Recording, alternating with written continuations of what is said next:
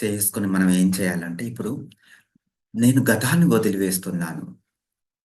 చక్కగా గతాన్నంతా కూడా వదిలివేస్తున్నాను. గతమంతా కూడా నా ఎక్స్‌పీరియన్స్ కోసం నాకు రావడం జరిగింది. అంటే నా అనుభవం కోసం రావడం జరిగింది. ఆ అనుభవాలన్నీ కూడా నా జీవిత పాఠాలుగా నేను మలుచుకుంటాను. నా ఆత్మ ఎదుగుదలకు నేను మలుచుకుంటాను.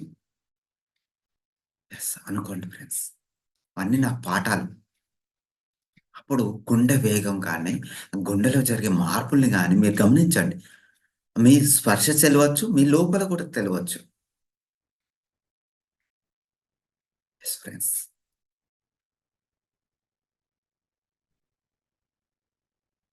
నన్ను కష్టపెట్టిన వాళ్ళని, నష్టపెట్టిన వాళ్ళని, ఇబ్బంది పెట్టిన వాళ్ళని, నన్ను మోసం చేసిన వాళ్ళని,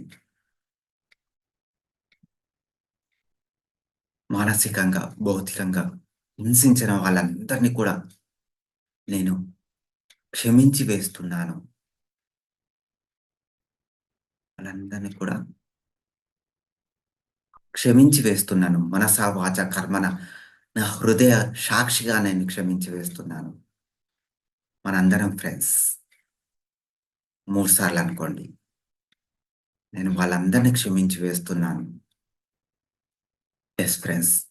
నేను వాళ్ళందరిని క్షమించి వేస్తున్నాను. ఇప్పుడు చూడండి మన హార్ట్ ఎలా మార్పులు జరుగుతున్నాయి. ఎంత కూల్‌గా అయిపోయిందో మీరు చూడండి ఒకసారి. యెస్. రిలాక్స్‌గా ఇంకా రిలాక్స్ అయిదాం. ఓకే.